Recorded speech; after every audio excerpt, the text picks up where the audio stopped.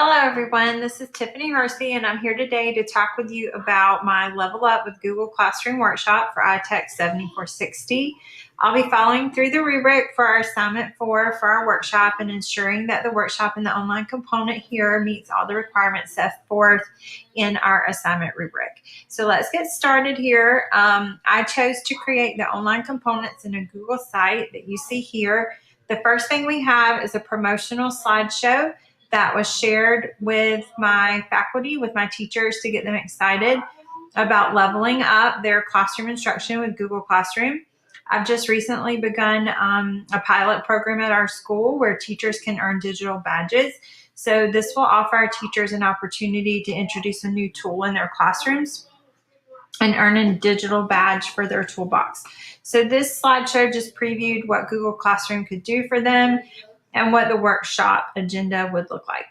We also have a quick page next that gives them an overview of what Google Classroom is, and 2 quick YouTube videos that review some of the new features of Google Classroom that we cover in the workshop, and a getting started video.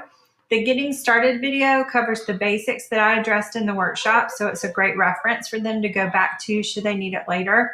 You'll also see that I've linked the badge requirements for earning the Google Classroom badge for both Level 1 and Level 2, which they can do rather easily after the workshop was completed. Next, we're going to move into the workshop resources. And you're going to find a few of the things required in our rubric, such as the handouts, agenda, promotional flyer, lesson plan, and some other resources. I've linked here the workshop flyer that was emailed out and included in my monthly technology newsletter. This helped to draw in participants to the workshop. Next, we have the lesson plan. The workshop was geared towards all K through 5 teachers, so all grade levels in my school.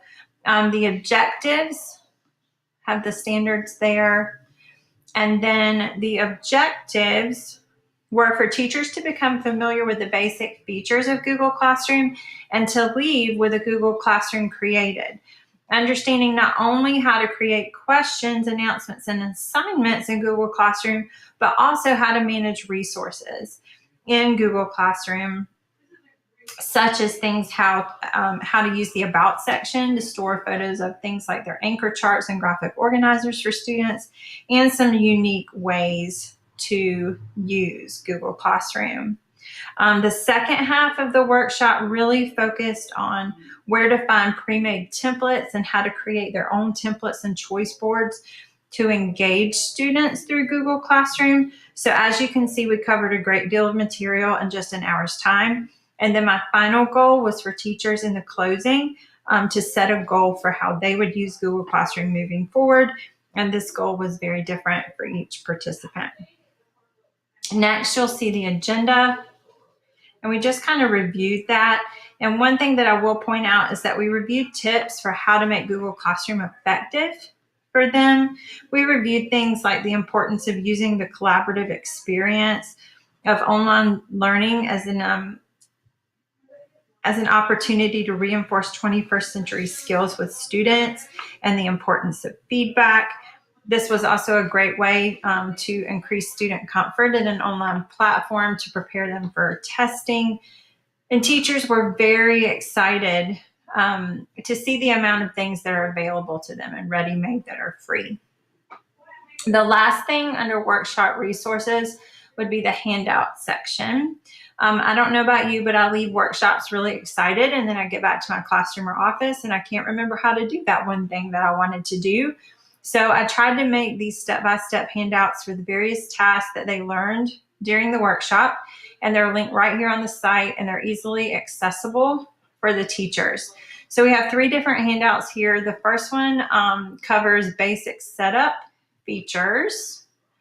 And then the second one covers creating in Google, things like the assignments, the questions. And then the last one focuses on creating those custom templates in Google's slides for Google Classroom and creating choice boards in Google Classroom. and hopefully teachers are going to find those useful. The next online instructional component we have are the implementation resources, and I've added sections there on resource links and then templates. The resource links that we have are all of the links to the various sites that we use during the training. They're links to things such as how to create a custom header in Google Classroom, which we did during the workshop, various websites that have free activity templates for Google Classroom, and then you'll find under the templates tab, we have the presentation that we used that shows how to create the custom templates, examples of custom writing templates, and then templates for HyperDocs and choice boards, as well as one of my favorite sites for accessing various activity templates for Google Classroom, such as magazines, comic strips, those types of activities that can be pushed out to your students. So this is where teachers really in the workshop wanted to spend a majority of their time once they got their classroom created. Finally, I created a post-workshop survey using Google Forms, and you can see that here. The workshop survey was aligned to Guskey's 5 levels of evaluation, and the survey sought to assess the participants' knowledge prior to the workshop and how that knowledge had increased as a result of the workshop. The survey also sought to assess how the participants perceived the knowledge of the presenter, as well as whether or not the materials and resources met their needs as they sought to gain a new technology skill. Finally, I sought to determine the likelihood that this new skill would transfer to their classroom. Would they actually implement this new tool in their classroom, as well as could I have done anything better to help them feel more prepared for implementation? My participants were really open and honest with their survey answers. All of them felt that they had gained new knowledge in the workshop and that the resources supported their goals. However, once I went through the data and their comments, I could see that they all felt like they needed more time to work with the different tools that they had been given. They were all really excited and really ready to give the different tools a try, but I had at least 3 participants that were hesitant to try Google Classroom on their own. Those participants have requested additional digital coaching in order to feel more confident in that implementation phase. So looking forward to future workshops on this topic, I feel like I would break this up into multiple sessions to allow more time for practice and planning in order to allow teachers to feel more confident. So overall, the workshop was a success, but there's always room to grow and to improve. So thank you for watching. I hope you enjoyed this walkthrough of Level Up with Google Classroom.